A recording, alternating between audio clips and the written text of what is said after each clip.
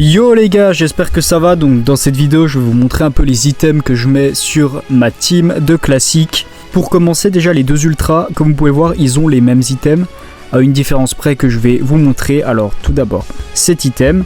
Alors cet item il est bien parce qu'il ajoute de la force, de la défense, encore de la défense et encore de la défense. En fait c'est un item full def, full force. Donc c'est très bien pour tanker.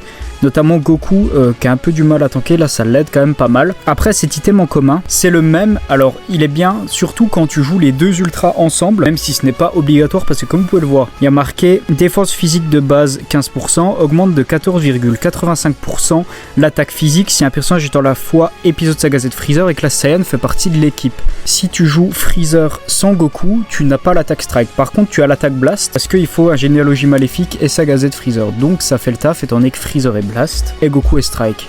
Donc tu peux les jouer indépendamment. Là en l'occurrence on les joue ensemble donc ça nous arrange quand même beaucoup. Et le dernier item c'est celui-ci et il y a une particularité.